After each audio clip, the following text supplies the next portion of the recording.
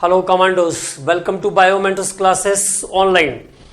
Periodicity पर बात कर रहे हैं हम लोग, पीरियोडिक टेबल पढ़ रहे हैं। ठीक है, अभी तक एलिमेंट्स का डिस्क्रिप्शन पूरा कंप्लीट कर लिया, S block, P block, D block, F block elements के बारे में बात कर लिया। और अब हम लोग बात कर रहे हैं पीरियोडिक प्रॉपर्टीज ऑफ एलिमेंट्स के बारे में। तो डायगोनल्स के बारे में थोड़ी बात कर लेते हैं। कौन किसके साथ डायगोनल करता है? लिथियम मैग्नीशियम के साथ, बेरिलियम एल्यूमिनियम के साथ और बोरॉन सिलिकॉन के साथ डायगोनल रिलेशनशिप फॉर्म करता है, बनाता है। ठीक है, तो what is the diagonal relationship?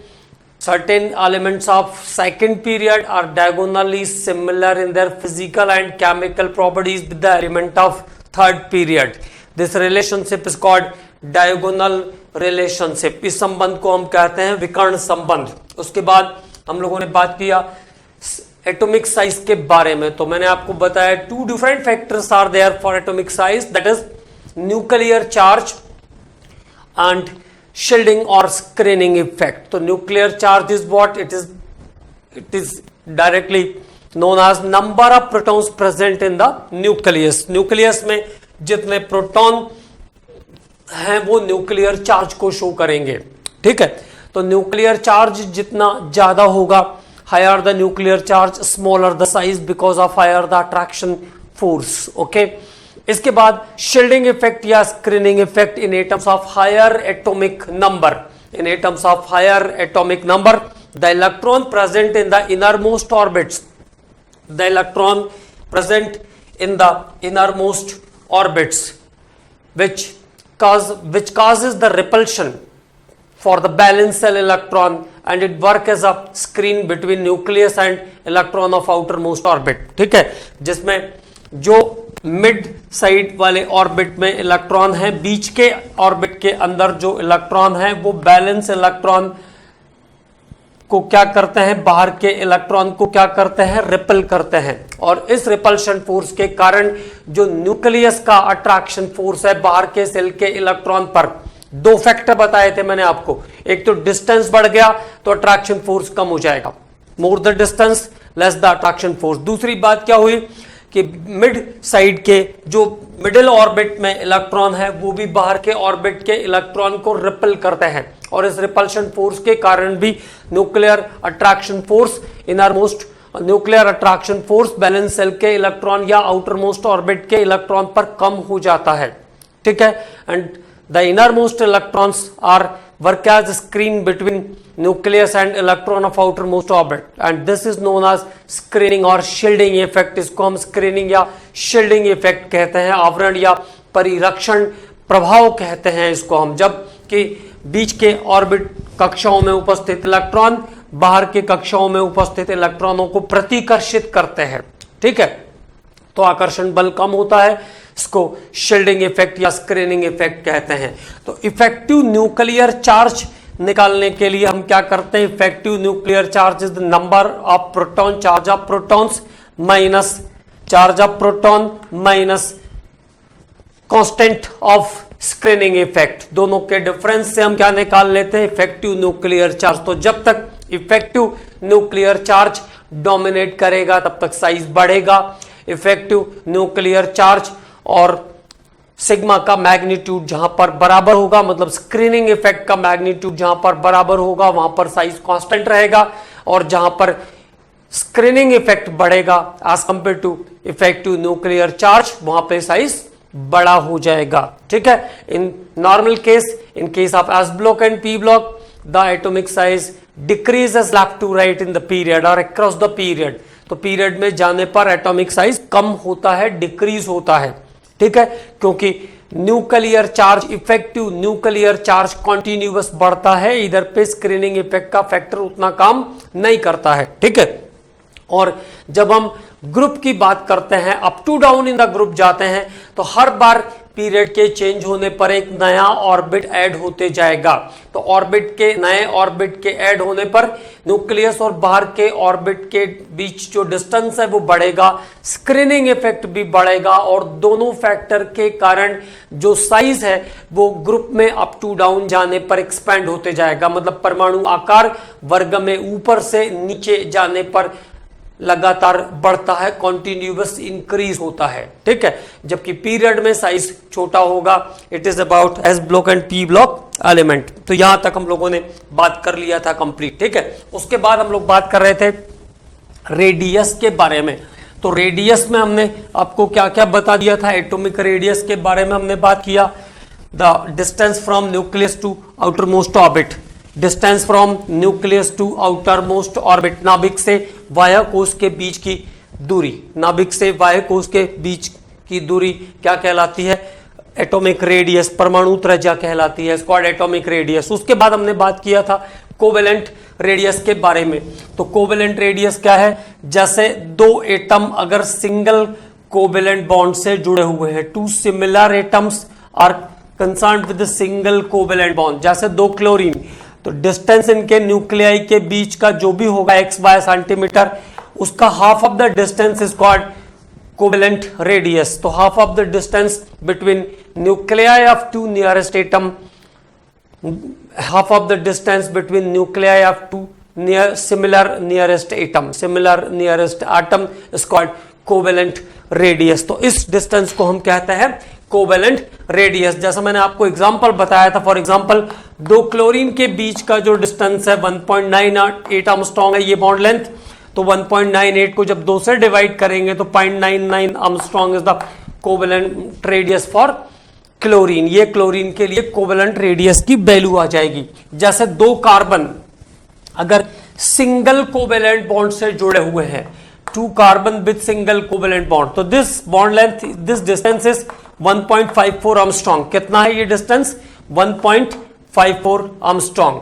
तो कोवेलेंट रेडियस की जो वैल्यू हो जाएगी 1.54/2, तो कितना, 2 7 14, 1 कैरी और फिर से 14, तो 0.77 angstrom is the 0.77 angstrom is the covalent radius for 2 atoms of carbon. Okay, तो this is about the covalent radius. अब अगला जो टाइप है रेडियस का उसके बारे में बात करेंगे, तो that is when der Waals radius. क्या बोलते हैं इसको, van der Waals radius, van der Waals radius, van der Waals radius. तो कोवेलेंट रेडियस हो गया। अब उसके बाद बात करेंगे हम लोग वैन डर वाल रेडियस के बारे में। तो देखो, अब अभी तक कैसा था, दो एटम जो कि सिमिलर हैं और सिंगल कोवेलेंट बॉन्ड से एक दूसरे से जुड़े हुए हैं, उनके न्यूक्लियाई के बीच के डिस्टेंस का हाफ पोर्शन, ठीक है, क्या था, कोवेलेंट रेडियस। अब बात कर रहे हैं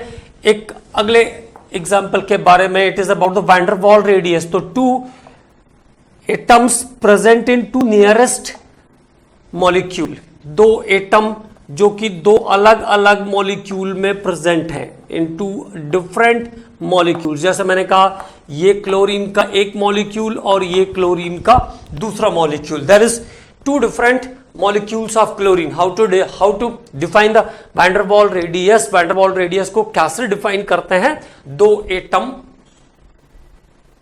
एटम जो कि दो अलग अलग मॉलिक्यूल के अंदर है, two nearest atom present in two different molecules. Okay, तो दो नियरेस्ट एटम इसमें क्या है, these are two nearest atom. तो ये दो नियरेस्ट एटम है ना, और इनके बीच, इनके न्यूक्लियाई के बीच का जो हाफ डिस्टेंस है, this is defined as van der Waals radius. तो इसको हम कहते हैं वैन डर वाल रेडियस। तो this distance is defined as van der Waals radius. तो half of the distance between nuclei of two nearest atom,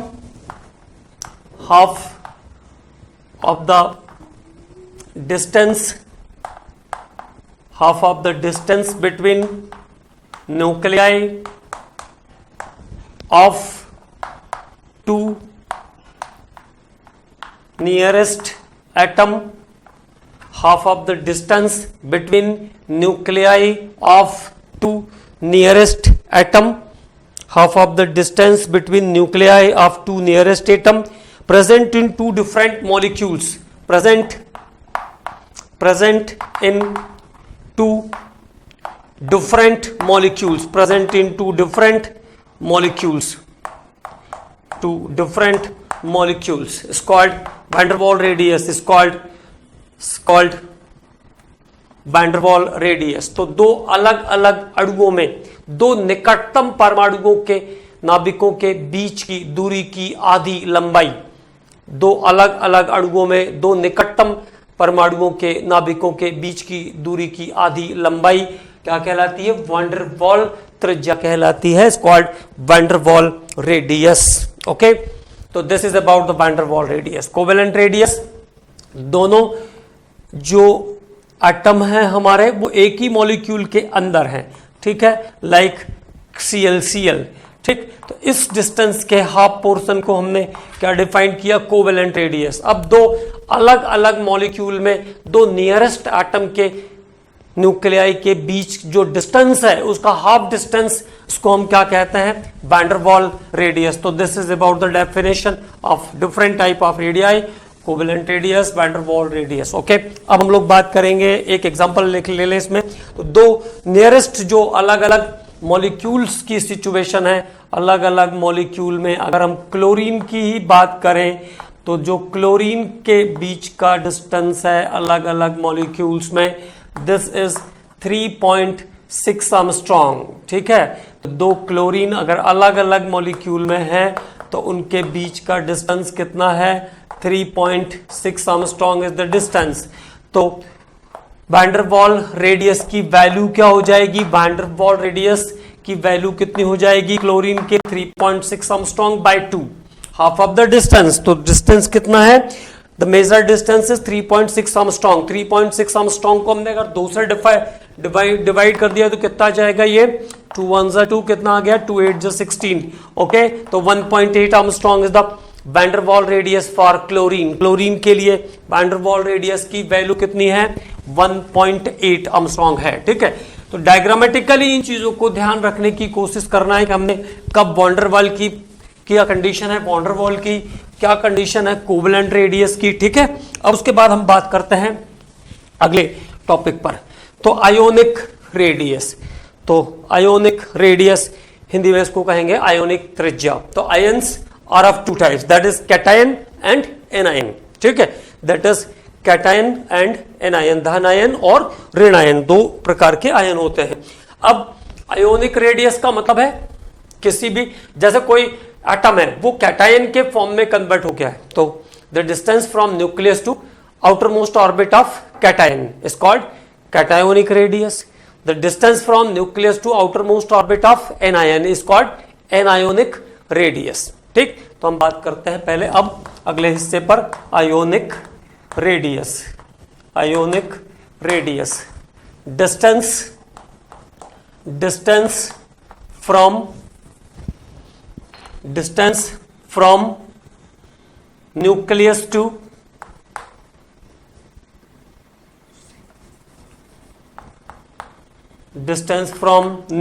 to outer most orbit of an ion, outermost orbit of an ion, ठीक है। नाभिक से किसी ion के बाहरी कोश के बीच की दूरी, distance from nucleus to outermost orbit of an ion is called ionic radius, is called ionic radius. तो इसको हम कहेंगे आयोनिक रेडियस, ओके।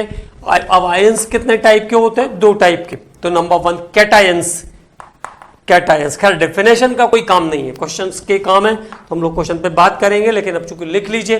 तो अगली बात आई कैटायोनिक रेडियस, धन आयनों की त्रिज्या, कैटायोनिक रेडियस, डिस्टेंस फ्रॉम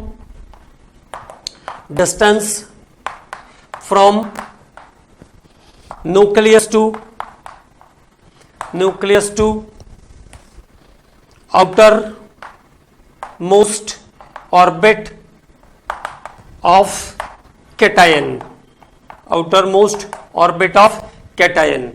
तो नाभिक से धनायन के बाहरी कोश के बीच की दूरी, नाभिक से धनायन के बाहरी कोश के बीच की दूरी धन आयन की त्रिज्या कहलाती है। Distance from nucleus to outermost orbit of cation is called cationic radius, अब इसी तरह से एनायन का भी हो जाएगा। Distance from nucleus to outermost orbit of an anion. Okay, तो एनायोनिक रेडियस क्या हो जाएगी? An ionic radius, anionic radius, distance from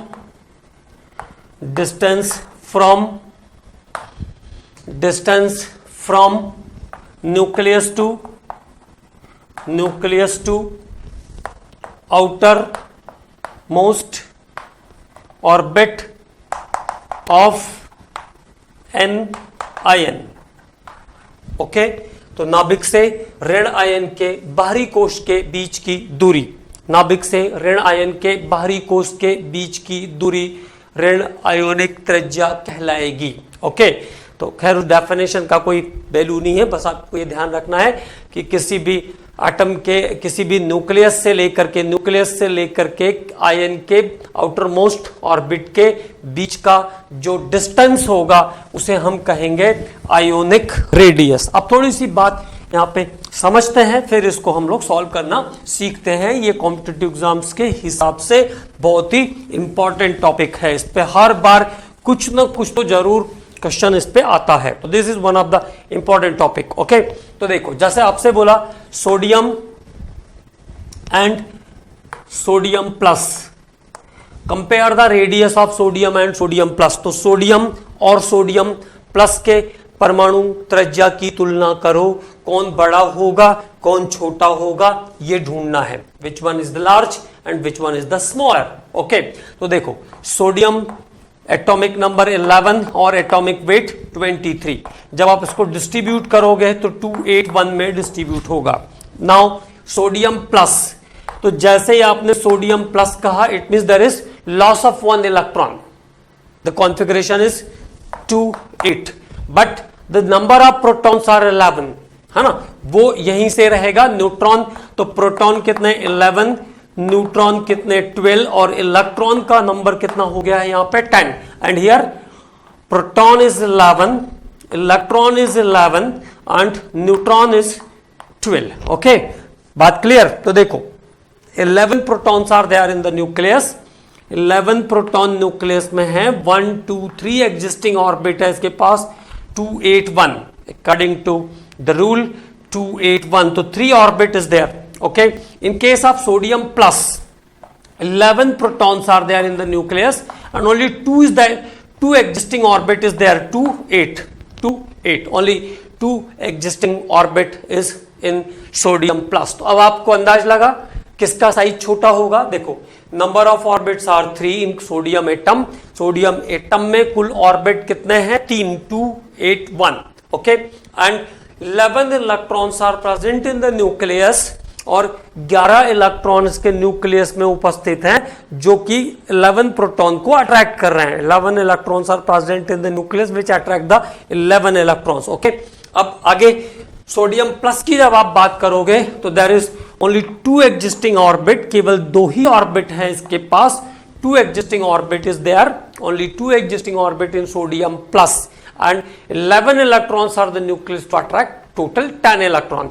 तो न्यूक्लियस का अट्रैक्शन फोर्स यहां पे 11 के लिए, वहां पे 10 के लिए 11, तो 11 फॉर 10 इलेक्ट्रॉन्स। ठीक है, तो उस केस से भी क्या होगा 11 प्रोटॉन, मतलब प्रोटॉन का नंबर बढ़ा, तो प्रोटॉन का नंबर बढ़ा तो अट्रैक्शन फोर्स बढ़ जाएगा, तो साइज छोटा हो जाएगा। इट मींस क्या कह सकता हूं मैं, sodium plus is smaller than sodium atom, sodium ion is smaller than sodium atom. Okay, now clear?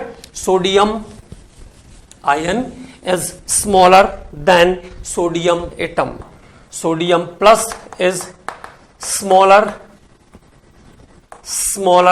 than sodium atom। तो सोडियम प्लस या सोडियम आयन जो है वो स्मॉलर होगा सोडियम एटम से। The logic is in case of sodium plus only 2 orbit is there and 11 electrons are present in the nucleus which attract the 10 electrons or hold the 10 electrons present in the outermost orbits, in the outer orbits। Okay, or in case of sodium atom there is 3 existing orbit and 11 protons are there in the nucleus which attract the 11 electrons. Okay, so both the logic is affected the nucleus, the size of the nuclear radius, the size of the radius. Okay, तो इस तरह से sodium ion का जो radius है वो sodium परमाणु से छोटा होगा। तो इस तरीके से हमको रेडियस को कंपेयर करना है। ठीक, ये तो बात हो गई जब भी कंपेयर करने की जरूरत पड़े, जब भी लिखने की जरूरत पड़े तब हम लोग सिंपली एक फैक्टर पे काम करेंगे, रेडियस ऑफ आयंस, सीधा जाएंगे by Z by E ratio निकालेंगे, Z by E ratio, Z by E ratio, ratio of protons और न्यूक्लियर चार्ज कह लीजिए, protons and electrons, ratio of protons and electrons, ratio of protons and electrons is called Z by E ratio, ratio of protons and electrons. It means positive charge and negative charge electron. Okay, अब इसी question को मैं आपको solve करके दिखाता हूं। एक बात और लिखेंगे, हायर और greater the Z by E ratio,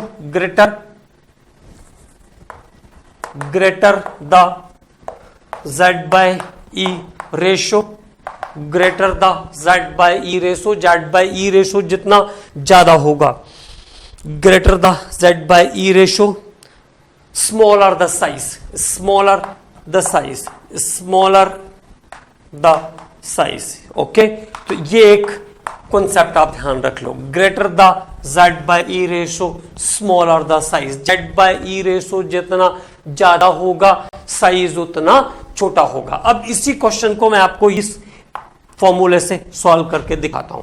the question is Na plus and Na। Okay, तो Z बाय E रेशो पे चलते हैं हम लोग, Z by E, it means ratio of proton and electron, here 11 proton and 11 electron, so what is the value of Z by E ratio is 1 and here 11 protons and 10 electrons, तो Z by E ratio is 1.1, तो higher value of Z by E ratio 1.1 is the higher value, higher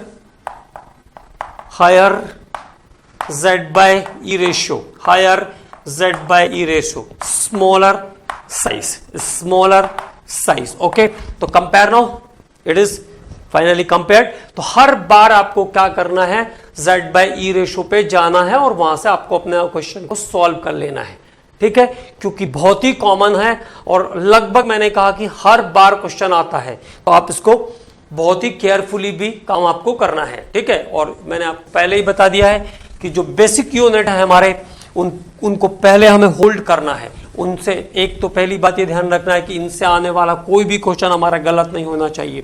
ठीक है, दूसरी बात, जितना आप इन पे concentration बनाओगे उतनी ही लॉजिकल अप्रोच वाली चीजें सोचने में, या कोई भी नई चीज आएगी तो उसको सोचने में आपको आसानी होगी, वो चीजें आप आसानी से समझ पाओगे, सोच पाओगे। ठीक है, अब बात करते हैं अगले क्वेश्चन पर।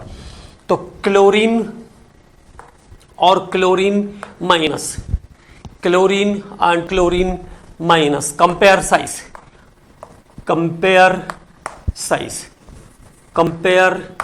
कौन बड़ा होगा कौन छोटा होगा। ठीक है, अब क्लोरीन माइनस, तो what is the criteria, Z by E ratio, Z is the 17, proton कितने 17, इलेक्ट्रॉन भी कितने 17, तो Z बाय E रेशो कितना 1।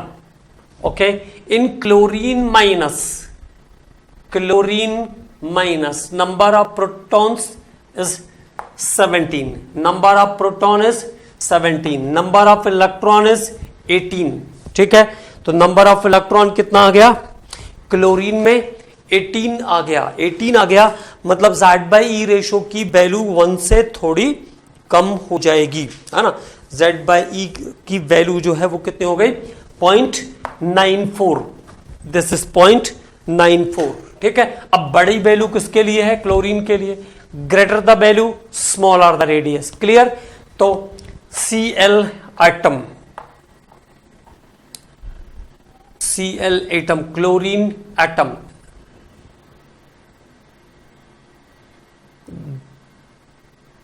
Greater the value smaller the atom, है ना। तो Cl atom is smaller than smaller than Cl minus ion. Okay, so Cl atom is smaller than Cl minus ion. या हम ऐसा कह सकते हैं Cl minus ion, chlorine minus ion is large than Cl atom. Okay, so this can be now confirmed. How to solve the questions based on radius. Z by E ratio calculate करेंगे. Greater the Z by E, smaller the size. Okay, अब बात करते हैं और questions करते हैं इस पे थोड़े से. ठीक है, some more questions related with this. Iron 2 plus, iron 3 plus. तो देखो आयरन की बात कर लें तो 4s2 3d6 is the iron. अब आयरन 2 प्लस और iron 3 plus, iron 2 plus and iron 3 plus. तो एटॉमिक नंबर कितना 26. तो Z बाय E रेशियो. अब 2 प्लस का तो व्हाट हैपन्स, 2 इलेक्ट्रॉन कम हो जाएगा तो 26 बाय 24. 3 प्लस का तो कितना हो जाएगा 26 बाय 23. 26 बाय 23. तो नाउ Z बाई E की वैल्यू यहां पे आयरन 2 प्लस के पास आएगी 1.083. 1.083. इन case of iron 3 plus it is 1.13. तो वैल्यू कहां पे ज्यादा है, आयरन 3 प्लस में ज्यादा है. ठीक है, आयरन 3 प्लस में ज्यादा है तो आयरन 3 प्लस का रेडियस कम होगा, smaller. Iron 3 plus is smaller. या फिर मैं ऐसा कह दूं iron 2 plus has large radius than iron 3 plus. Okay, iron 3 plus. तो iron 2 plus का रेडियस बड़ा होगा iron 3 plus से. iron 2 plus has large radius than iron 2 plus. Okay, तो this is about iron 2 plus का रेडियस बड़ा होगा 3 plus से. ठीक है, क्लियर. तो वैल्यूज पे बात कर रहे हैं हम लोग, iron 3 plus and iron 2 plus. ये सॉल्व किया और क्वेश्चंस करते हैं इस पे कुछ, ताकि आपकी पूरी परफेक्टली प्रैक्टिस हो जाए और आपको केवल Z बाई ई की बारे में ध्यान रखना है कि Z बाई ई से हमको किसी भी क्वेश्चन का सॉल्यूशन इसके निकालना है. अब जैसे SN4 प्लस और SN2 प्लस, SN4 प्लस और SN2 प्लस, स्टैनिक और स्टैनस, स्टैनिक और स्टैनस, SN4 प्लस और SN2 प्लस. ठीक है, तो टोटल टिन का एटॉमिक नंबर कितना 50. 4 प्लस का तो कितना 46 और 50 बाय 48. 50 बाय 48. 4 प्लस और 2 प्लस तो 1.08. This is Z by E is 1.08. Z by E ratio is 1.08. 1.08 और 1.041. 1.041. तो 1.041. तो इसका वैल्यू बड़ा है तो इसका रेडियस कम होगा. ठीक है, तो SN2 plus is large or more radius with SN2 plus is larger than SN4 plus. SN4 plus. तो SN plus 2 क्या होगा, SN4 plus से बड़ा होगा. SN2 plus is bigger or larger or greater radius than SN4 plus. ठीक है, तो this is calculation of Z by E ratio. यहां से हम रेडियस को कंपेयर कर सकते हैं बहुत ही आसानी के साथ. और कुछ क्वेश्चंस करते हैं. Some more problems are there. That is पहले आयोडीन, I माइनस और I प्लस. ठीक है, तो I मतलब नेचुरल आयोडीन. तो नेचुरल आयोडीन का एटॉमिक नंबर कितना 53. तो Z by E ratio, proton 53, electron भी 53. Z बाय E तो 53 बाय 53 कितना आ जाएगा 1. 53 बाय 53 इज द 1. ओके, और I माइनस, तो I माइनस कहेंगे तो कितना 53 बाय 54, तो वैल्यू 1 से लेस। आई प्लस, तो आई प्लस कहेंगे तो कितना 53 बाय 52, ओके, एक इलेक्ट्रॉन कम कर दिया। तो यहां पे कितना आ गया Z बाई ई 1, यहां पे कितना आएगा स्लाइटली लेस देन 1 आई प्लस 0.98, ओके। और आई प्लस में 1 से ज्यादा आ रही वैल्यू है ना, 1 से ज्यादा 1.019, ओके। तो what is the about the size, तो सबसे कम Z बाई ई किसका है, आई माइनस का, तो सबसे बड़ा होगा आई माइनस, देन फिर आएगा iodine I, it is exactly 1, और सबसे बड़ा Z बाई ई किसका है, higher Z by E is the 1.091, तो आई प्लस, तो स्मॉलर रेडियस होगा आई प्लस का, तो दिस इज योर आंसर, ठीक है। तो ये आंसर आपका अभी क्लियर हो गया, how to calculate how to compare the radius, okay। so this is the comparison of radius, okay। I minus सबसे smaller Z by E, तो smaller Z by E more radius or greater radius, ठीक है, और जितना Z by E की value बड़ी होगी radius उतना कम आएगा, तो I plus is the smaller। एक और क्वेश्चन सॉल्व करते हैं। अब तक सीख गए होंगे कि कैसे करना है इस क्वेश्चन को, और ढेर सारे एग्जांपल जैसे आप ऑब्जेक्टिव बुक उठाएंगे ना, और पीरियोडिसिटी में कम से कम 10 एग्जांपल, तो रेडियस के 10-12 एग्जांपल आपको मिलेंगे, और उतनी प्रैक्टिस करते करते आप बिल्कुल परफेक्ट भी हो जाओगे, ठीक है। अब देखो N3 minus O2 minus N3 minus O2 minus F minus Na plus Mg2 plus Al3 plus. अब इतने सारे स्पीसीज है मेरे पास, और द स्पीसीज, अब इनका रेडियस हम कंपेयर करके देखते हैं। तो Z बाई ई कितने प्रोटॉन कितने इलेक्ट्रॉन, कितने प्रोटॉन 7, इलेक्ट्रॉन कितने 10, ओके। तो यहां पे 8 10, यहां पे 9 10, प्रोटॉन कितने 10, इलेक्ट्रॉन कितने, सॉरी प्रोटॉन कितने 11, इलेक्ट्रॉन कितने 10, 12 10, Al3 plus 13 proton 10 electron is there, okay. अब वैल्यू निकालते हैं।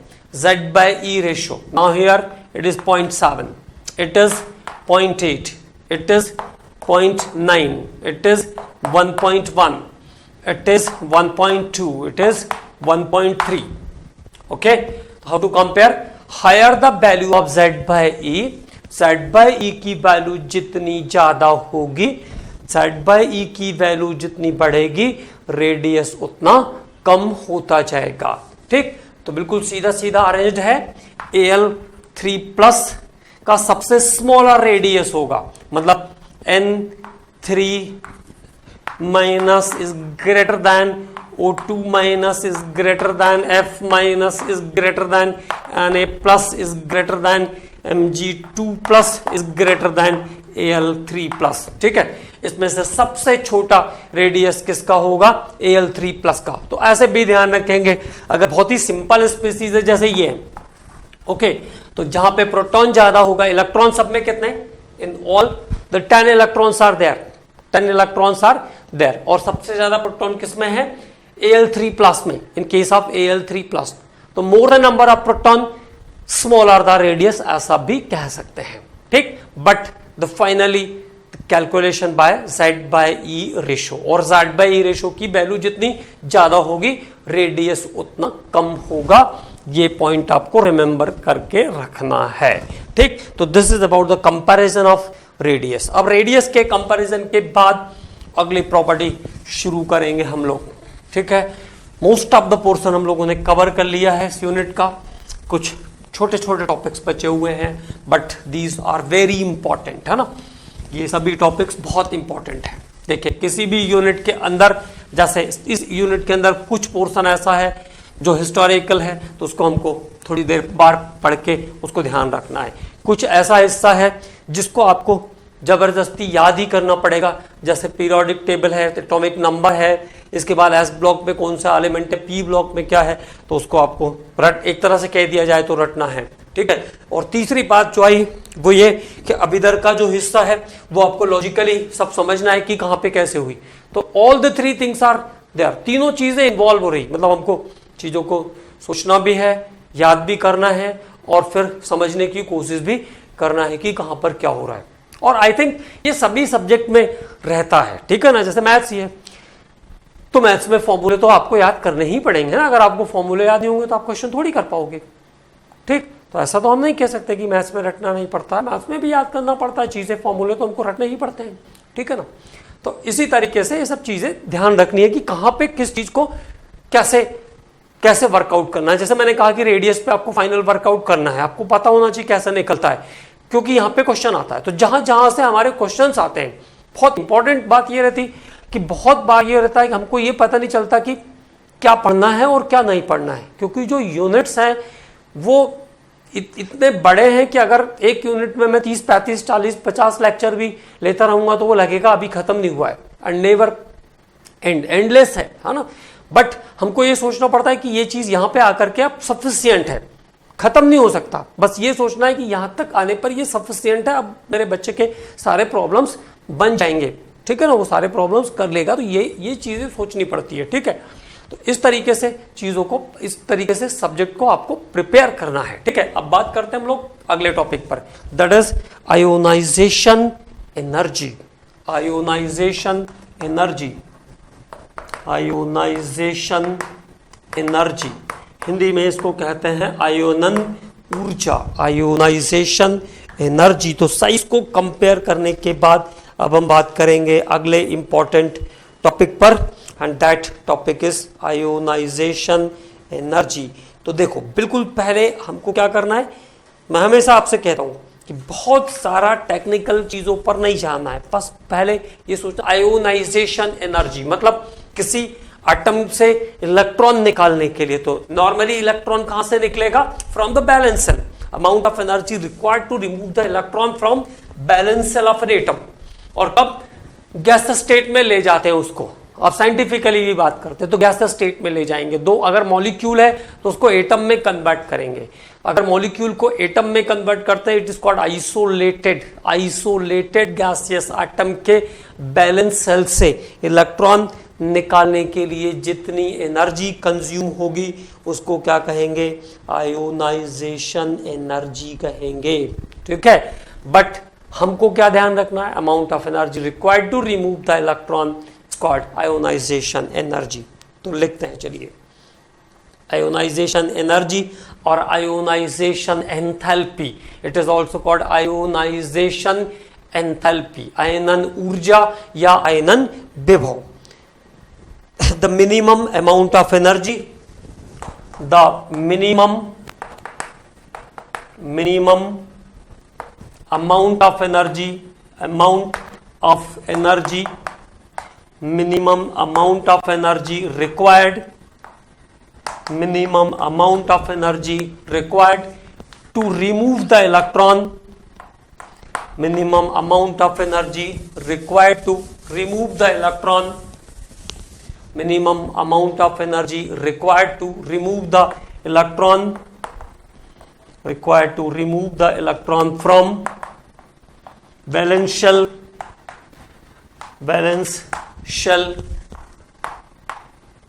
of an isolated gaseous atom, okay। amount of energy, minimum amount of energy required to remove the electron from valence shell or outermost shell of an isolated gaseous atom। isolated gaseous atom का मतलब मैंने आपको बताया है ना, वो अगर molecule के फॉर्म में है तो उसको गैस में लाएंगे और एटम, मॉलिक्यूल से एटम में लाएंगे पहले, ठीक है, मॉलिक्यूल से एटम में लाएंगे और गैस स्टेट में ले जा करके कैलकुलेशन करते हैं, ठीक। तो amount of energy required to remove the electron from valence shell of an atom is called ionization energy. Minimum amount of energy required to remove the electron from valence shell of an isolated gaseous atom. किसी विलगित गैसीय परमाणु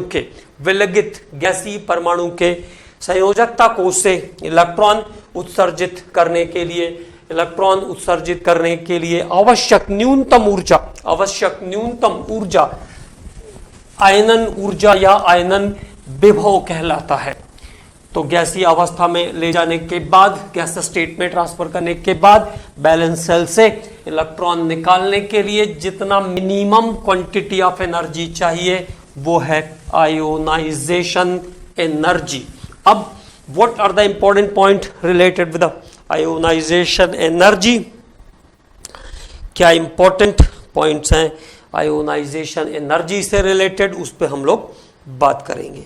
तो points related, important points related with ionization energy और ionisation enthalpy. ठीक, तो पहली बात ionisation and enthalpy के बात कर रहे हैं हम लोग आयोनाइजेशन एनर्जी की, तो पीरियड में देखते हैं। पीरियड, अब फिर से देखो उसी प्रॉपर्टी को आपको सोचना है। साइज के बारे में हमने बात किया था पीरियड में। What happens about size? The size gradually decrease, size छोटा होता जाता है। From left to right in a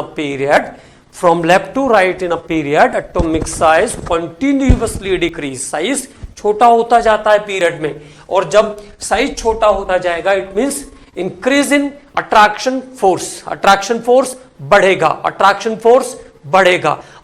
force बढ़ेगा it means the removal of electron is difficult, it means more energy is required, ज्यादा energy लगानी पड़ेगी electron निकालने के लिए। It means the ionization energy increases left to right in a period. इसका मतलब है लेफ्ट से राइट जाने पर पीरियड में आयोनाइजेशन एनर्जी की वैल्यू बढ़ेगी, बढ़ानी पड़ेगी एनर्जी। ठीक है, एक बात और समझते हैं। देखो जैसे लिथियम है, तो लिथियम के पास कितने इलेक्ट्रॉन? 3 कुल। बैलेंस सेल में कितने हैं? 1 इलेक्ट्रॉन है। अब इसको ऑक्टेट कंप्लीट करने के लिए कितने इलेक्ट्रॉन चाहिए? 2, 1। तो बाहर के सेल में उसके पास अभी 1 है, और सेकंड ऑर्बिट में आते कितने हैं? 8 आते हैं, तो 7 उसको और चाहिए। It means lithium needed 7 electron to complete the octet. या दूसरा ऑप्शन उसके पास क्या है? द बेस्ट, एक और ऑप्शन है उसके पास, 1 इलेक्ट्रॉन वो लॉस कर दे तो 2 पे आ जाएगा, तो ऑर्बिट कंप्लीट हो गया। पहले ऑर्बिट में 2 आते हैं, 2 इलेक्ट्रॉन हो जाएंगे उसके पास। तो what is the easier option? To donate 1 electron और gain 7 electron? The easier option is to donate 1 electron. Okay, अब बात करते हैं हम जरा फ्लोरीन के बारे में। अगर ये फ्लोरीन है मान लीजिए, तो what is the condition for fluorine? 2, 7। Okay, now again 2 option is there, to gain 1 electron और to donate 7 electron. What is the easier option? To gain 1 electron. वो 7 इलेक्ट्रॉन डोनेट करने की बात ही नहीं सोचेगा। आप उसमें से अगर 1 इलेक्ट्रॉन निकालने की कोशिश करोगे तो भी वो उसको देना नहीं चाहेगा, आसानी से आप उसमें से इलेक्ट्रॉन नहीं निकाल सकते हो। तो देखिए, the removal of electron is easier in case of lithium, but it is very difficult in case of fluorine. Fluorine में से इलेक्ट्रॉन निकालना बहुत मुश्किल है, क्योंकि उसको ऑर्बिट कंप्लीट करने के लिए 1 की जरूरत है। तो वो 1 कभी देना नहीं चाहेगा, हमेशा 1 इलेक्ट्रॉन लेने की कोशिश करेगा। जबकि लिथियम में क्या सिचुएशन है? There is 1 electron extra in the valence shell, 7 और चाहिए, तो वो तो मिलने वाले नहीं है उसको। तो easier option is what? To donate 1 electron. Right now, so there is the trend of ionisation energy. अब बात क्लियर हुई। लिथियम से जब आप चलोगे बेरिलियम, बोरोन, कार्बन, तो धीरे धीरे आयोनाइजेशन एनर्जी, जैसे जैसे साइज छोटा होगा आयोनाइजेशन एनर्जी बढ़ेगी। एक्सेप्शनल केसेस की बात हम अलग से करेंगे। ठीक है, तो धीरे धीरे आयोनाइजेशन एनर्जी बढ़ेगी और फ्लोरीन तक जाते जाते वो मैक्सिमम हो जाएगी। तो in left to right in the period what happens about the trend of ionisation energy? तो ionisation energy in the period, बात केवल मैंने कहा था समझ में आना चाहिए। आयोनाइजेशन पोटेंशियल और ionisation energy in period, ionisation energy in a period. Okay, what happens? Atomic size atomic size decreases due to increase in effective nuclear charge, due to increase in effective nuclear charge.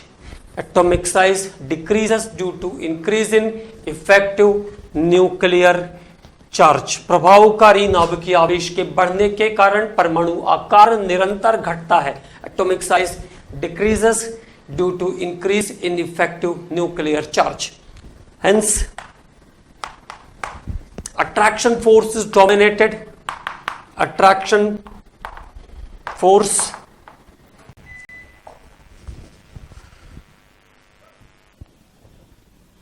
तो हम लोग बात कर रहे थे ionization potential या ionization energy के बारे में। There is a sudden power cut, so some interruption is there, कुछ प्रॉब्लम हो गई थी, पावर कट हो गया था ना। चलिए बात करते हैं ionization potential in a period. तो आयोनाइजेशन पोटेंशियल और ionisation energy in the period. तो पीरियड में मैंने आपको बताया कि न्यूक्लियर चार्ज के बढ़ने के कारण साइज क्या होता है, छोटा होता जाता है। Size is smaller, okay. और साइज छोटा होता जाएगा तो अट्रैक्शन फोर्स बढ़ता जाएगा। अट्रैक्शन फोर्स बढ़ेगा तो रिमूवल ऑफ इलेक्ट्रॉन डिफिकल्ट हो जाएगा। Removal of electron becomes difficult. तो atomic size decreases due to increase in effective nuclear charge, hence attraction force is dominated. Attraction force is dominated. Attraction force is dominated, and removal of electron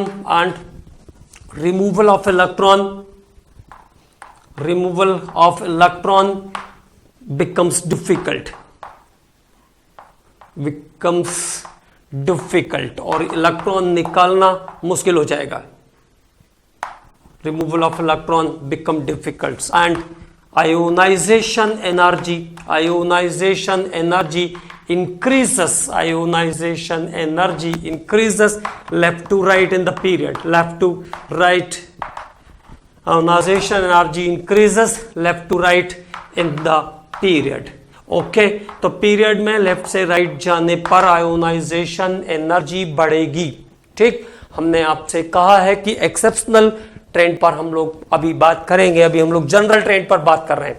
तो what happens, the ionization energy increases left to right in the period because of decrease in size, increase in attraction force, the removal of electron is becomes difficult. Okay, अब बात करते हैं what happens in the group।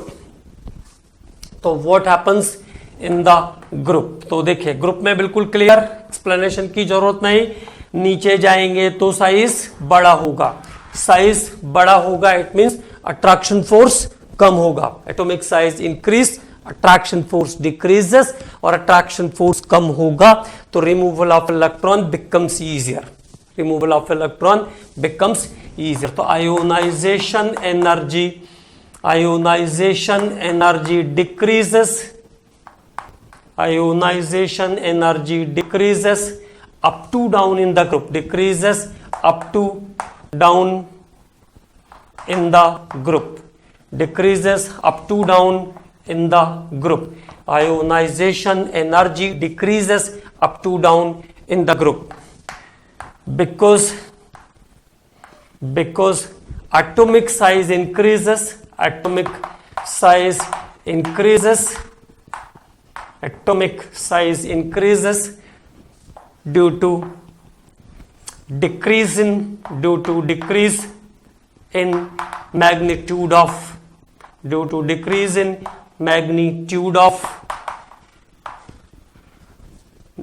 attraction force, due to decrease in magnitude of attraction force। Okay, तो जब हम group में नीचे की तरफ जाते हैं तो हर पीरियड के चेंज होने पर एक नया ऑर्बिट कनेक्ट होगा। नया ऑर्बिट कनेक्ट होगा तो डिस्टेंस बढ़ जाएगा, डिस्टेंस बढ़ेगा तो शील्डिंग इफेक्ट भी बढ़ेगा, और शील्डिंग इफेक्ट या स्क्रीनिंग इफेक्ट के बढ़ने के कारण साइज बड़ा होगा, और आउटर मोस्ट ऑर्बिट के इलेक्ट्रॉन पर न्यूक्लियस का अट्रैक्शन फोर्स कम होता जाएगा and removal of electron becomes difficult. इसलिए इलेक्ट्रॉन निकालना आसान होगा and less energy is required, और कम एनर्जी की जरूरत पड़ेगी। ओके, तो there is the trend of ionization energy from left to right and up to down in the group. तो पीरियड में आयोनाइजेशन एनर्जी की वैल्यू बढ़ती है और ग्रुप में जाने पर आयोनाइजेशन एनर्जी की वैल्यू कम होती जाती है। एंड देन दो इंपॉर्टेंट पॉइंट, एक ब्लॉक पॉइंट, जितने भी एलिमेंट हैं इन 118 element, in all 118 element, helium has maximum ionization energy, maximum ionization energy. Helium का आयोनाइजेशन एनर्जी पीरियोडिक टेबल के सभी एलिमेंट्स में सबसे ज्यादा है, maximum ionization energy. And caesium has the lowest ionization energy, lowest ionization energy. और caesium की ionization energy सबसे कम है क्योंकि ग्रुप का फर्स्ट ग्रुप का जो लास्ट मेंबर है फ्रांशियम, वो रेडियो एक्टिव होता है and radioactive elements are not included in the periodic property commonly, है ना। और वैसे भी वो रेडियो एक्टिव है तो उसका नेचर अलग होगा, उसकी प्रॉपर्टी अलग होगी, ठीक है। तो क्या ध्यान रखेंगे, पूरे 118 एलिमेंट्स में हीलियम का आयोनाइजेशन एनर्जी सबसे ज्यादा और सीजियम का आयोनाइजेशन एनर्जी सबसे लोवेस्ट है। अगले लेक्चर में हम लोग exceptional cases of ionisation energy की बात करेंगे and try to complete this unit, और ये इस यूनिट को कंप्लीट करने की कोशिश भी करेंगे। Okay commandos, thank you.